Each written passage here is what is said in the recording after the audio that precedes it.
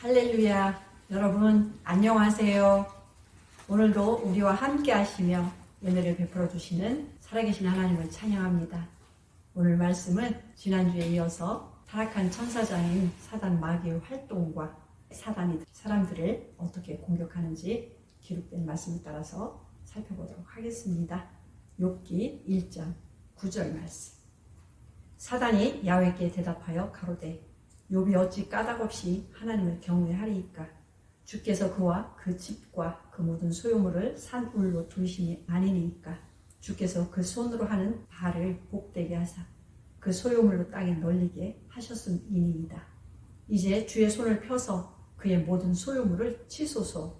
그리하시면 정령 대면하여 주를 욕하리이다. 욥기 2장 2절. 야훼께서 사단에게 이르시되 내가 어디서 왔느냐. 사단이 야훼께 대답하여 가로되 땅에 두루 돌아 여기저기 다녀왔나이다. 야훼께서 사단에게 이르시되 내가 내 종 욥을 유의하여 보았느냐. 그와 같이 순전하고 정직하여 하나님을 경외하며 악에서 떠난 자가 세상에 없느니라. 내가 나를 격동하여 까닭없이 그를 치게 하였어도 그가 오히려 자기의 순전을 굳게 지켰느니라. 사단이 야훼께 대답하여 가로되 가죽으로 가죽을 바꾸오니 사람이 그 모든 소유물로 자기의 생명을 바꾸올지라. 이제 주의 손을 펴서 그의 뼈와 살을 치소서.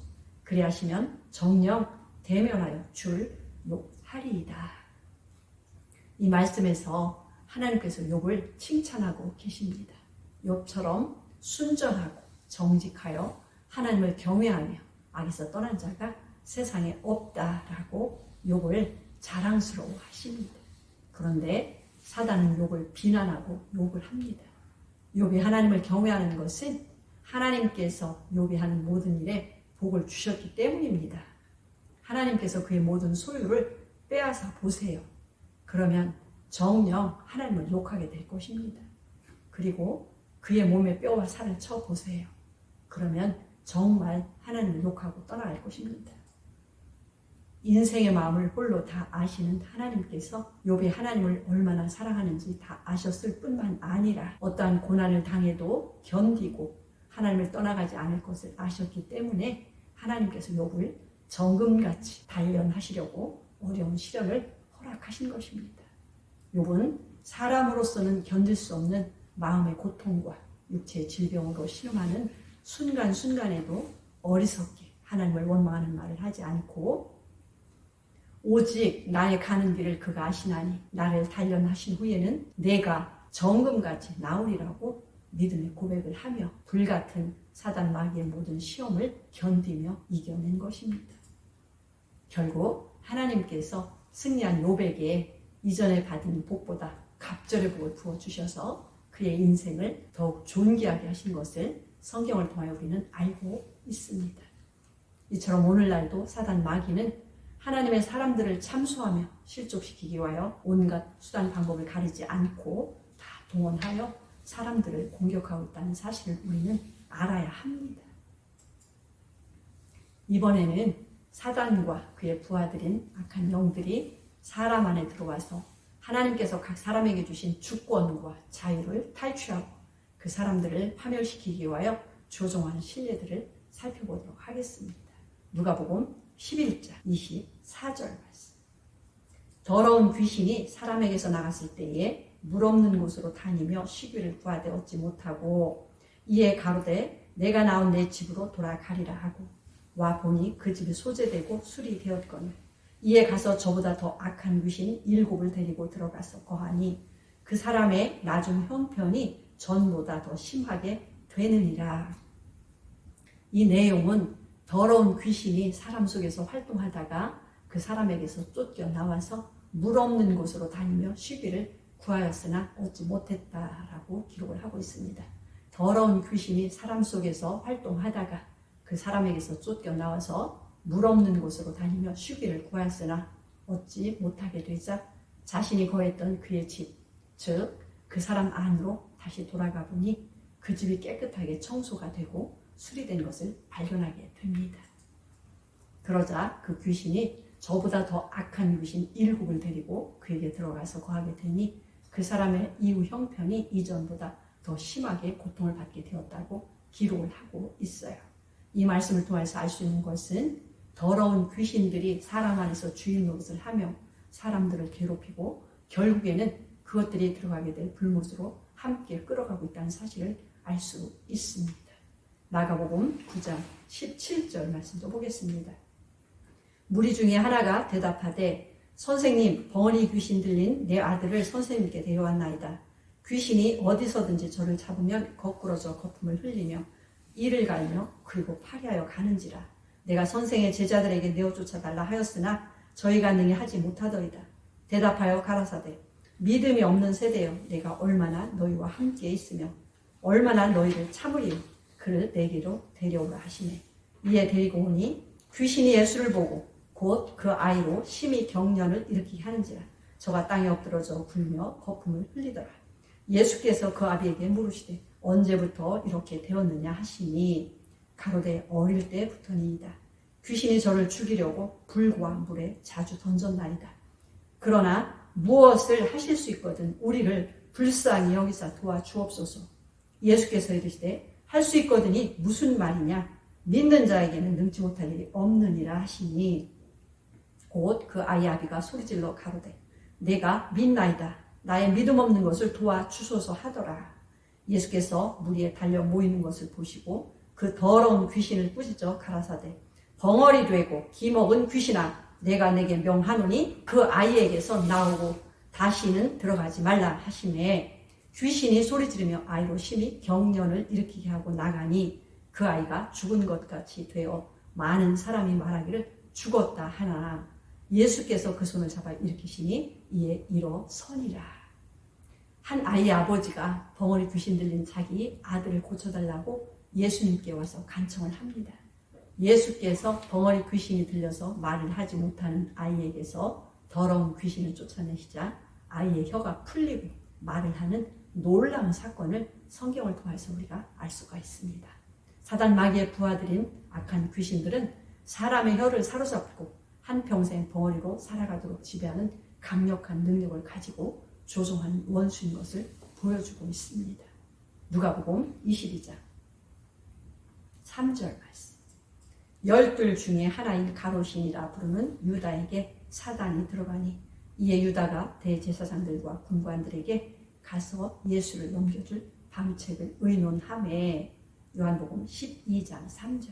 마리아는 지극히 비싼 향유 곧 순정한 나드 한 건을 가져다가 예수의 발에 붓고 자기 머리털로 그의 발을 씻으니 향유 냄새가 집에 가득하더라. 제자 중 하나로서 예수를 잡아줄 가롯 유다가 말하되 이 향유를 어찌하여 300데나리온에 팔아 가난한 자들에게 주지 아니하였느냐 하니 이렇게 말하면 가난한 자들을 생각함이 아니요 저는 도적이라 돈꾀를 맞고 거기 넣는 것을 훔쳐 가미러라.